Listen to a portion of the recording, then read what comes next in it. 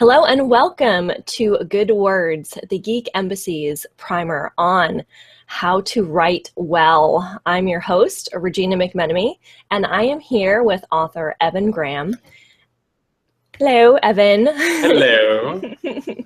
And this is going to be a series where we talk about different constructs involved in writing literature. At least for the beginning of this, we're going to be focusing on fictional character development, story development, all the sort of different aspects you need to create a story.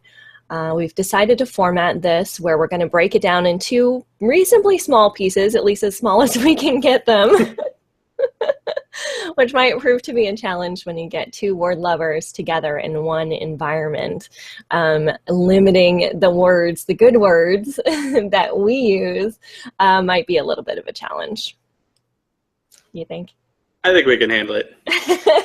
I think we're up to the task. It's not just about using good words, it's about using words well. Yes, exactly. It's about the strategies, and I think we're a nice pair for this approach because, as many of you know, I'm writing a memoir, and I'm an academic, and I do a lot of academic writing. And on the other side, Evan is a fiction writer, so I think we're going to have a good balance of what we kind of talk about between each other. And I also have an education background, and I've thoroughly learned. I have a minor in writing, and a minor in reading, and a minor in theater, and a major in education studies. Wow. So you've got, you sort of did your own interdisciplinary degree. My final year of college, I looked on my student profile, and it turns out I actually had the equivalent number of completed credits to a doctorate. Oh, wow. I have a bachelor's degree, but I have a doctorate's worth of credits. Yeah, that's not an insignificant amount, especially, you know, given I have the bachelor's and a master's and a PhD. And although I took quite a few credits from my master's degree and applied it to my PhD, I still had to repeat certain things no matter where you're at. So the number of credits I covered is ridiculous. One place I work actually bases what you get paid on how many college credits you've completed. I need something like that. And between that and the number of classes that I had taught, I totally maxed out the system. And by the time I got my PhD, you get a differential for having a terminal degree. So having a PhD, I got $1.75 an hour raise or something like that.